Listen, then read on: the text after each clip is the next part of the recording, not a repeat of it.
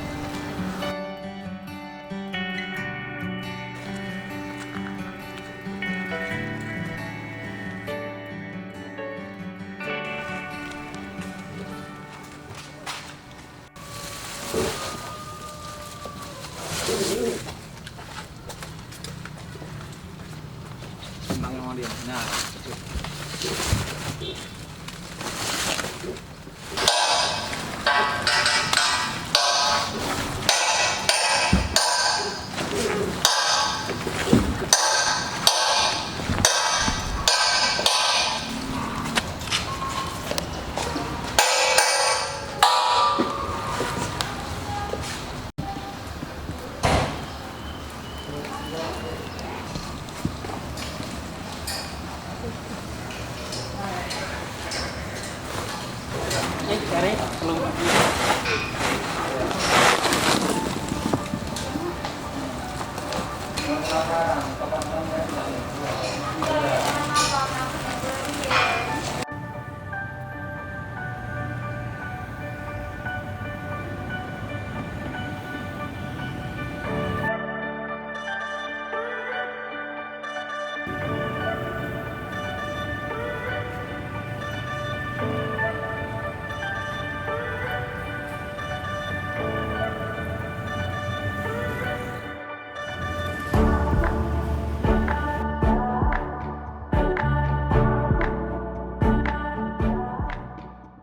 Hari kedua kami kemudian melakukan visit ke industri mokaf di daerah Solo, itu tepung mokaf Solo Sindo, untuk melakukan hilirisasi atau alih teknologi mokaf kayu beta karoten di level di tingkat industri.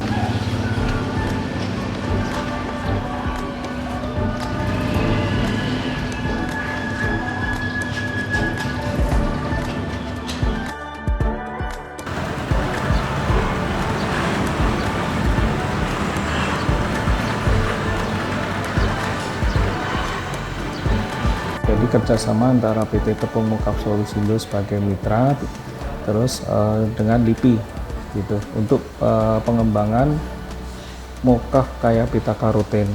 Nah, di sini ya kalau saya dari sisi industri hanya menginginkan bahwa mokaf kayu beta karoten ini bisa diaplikasikan, bisa diproses dengan baik, dengan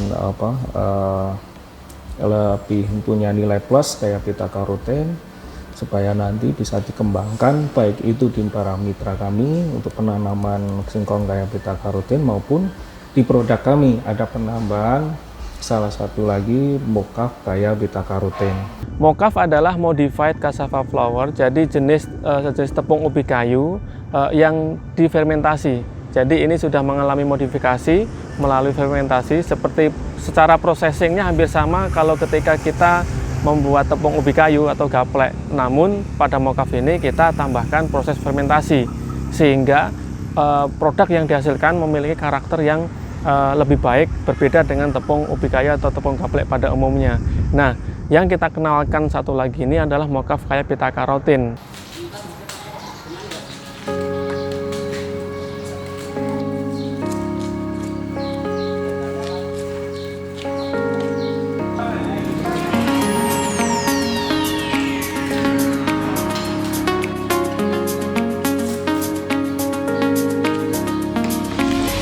Jadi singkong datang langsung kita timbang dan kita cek untuk kesegarannya. Nah, setelah itu ada proses pengupasan. Nah, setelah proses pengupasan lanjut ke proses pemotongan. Pemotongan di sini kita menggunakan alat yang kita buat sendiri di tim fabrikasi kita di Solusindo. Itu jadi kita bisa atur ketebalan berapa yang kita inginkan.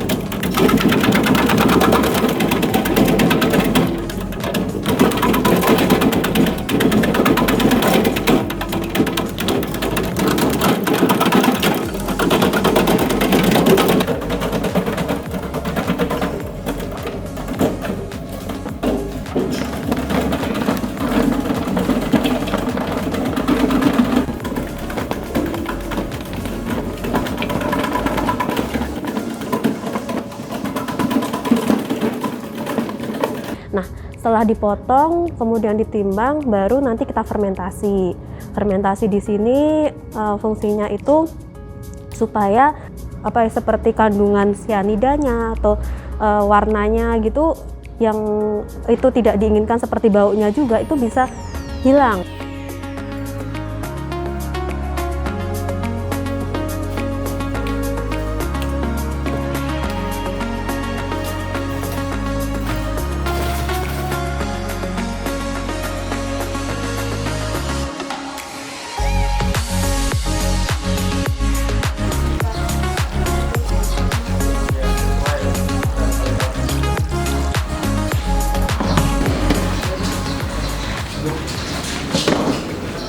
Beta karotin ini adalah antioksidan atau provitamin A yang memiliki fungsi untuk kesehatan tubuh kita ya, sebagai antioksidan, kemudian juga untuk beta karotin untuk kesehatan mata. Jenis-jenis ubi kayu yang berwarna kuning ini memiliki tinggi beta karotin ini semakin dikenal di masyarakat, semakin dikembangkan dan dikonsumsi masyarakat. Kita bisa membantu terkait dengan adanya kasus kekurangan vitamin A. Di ubi kayu selain beta karotin ada juga beberapa secara alami itu memiliki kandungan mineral seperti zat besi dan zinc.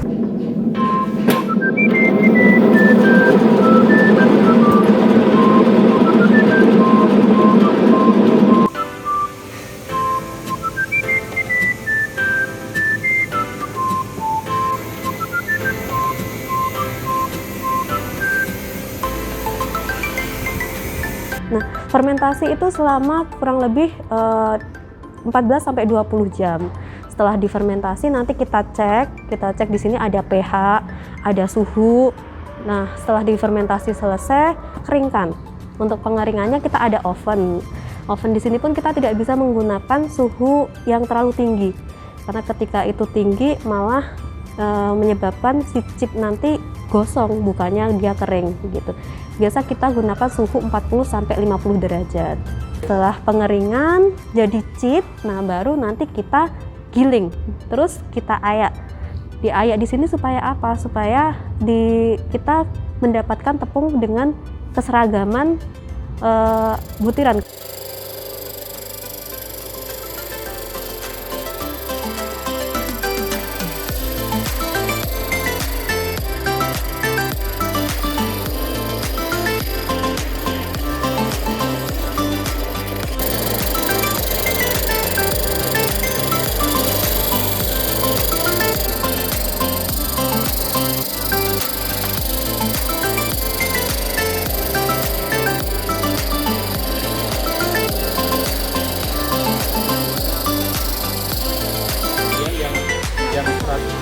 fibernya itu juga tetap bisa dipakai.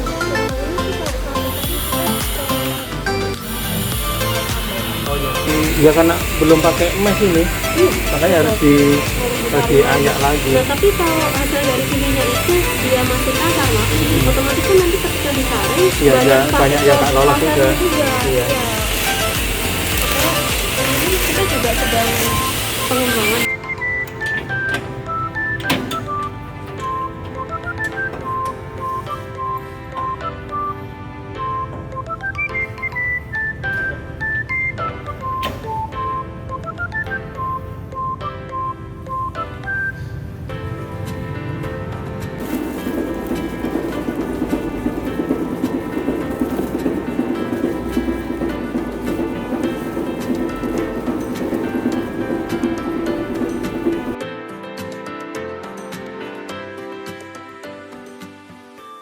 Kalau mesin kami sebenarnya mampu cukup banyak ya Pak ya. Kalau mesin kami sendiri dengan mesin yang ada itu satu hari satu shift itu di satu shift bisa sekitar 3 ton ya. Berarti kalau kapasitas normalnya kalau misalnya dikalikan shift menjadi sekitar 9 ton dikalikan 20 hari ya. Sekitar 180 ton sampai 200 ton itu kapasitas kami. Tapi pasar kami baru nyerap nggak sebanyak itu.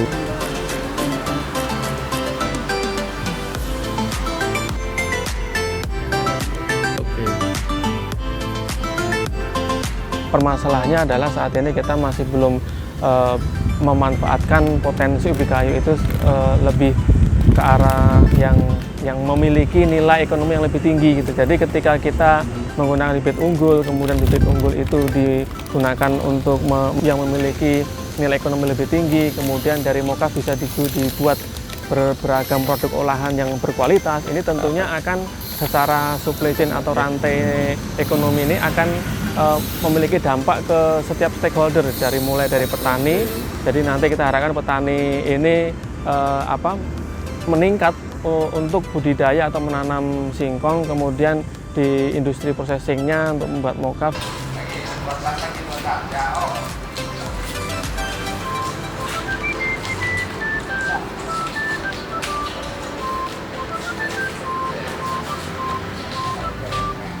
Harga singkong 400 sampai 500 rupiah per kilo.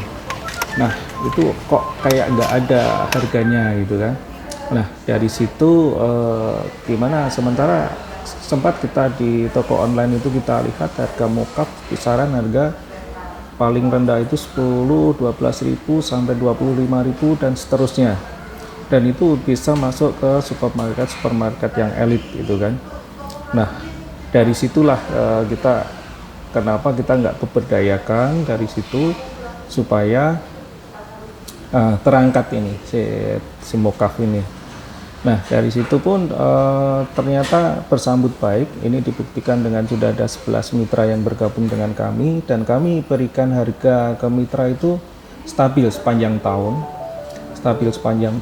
Bahwa kita berikan harga masuk ke tempat kami sekitar di atas Rp7.000 per kilo.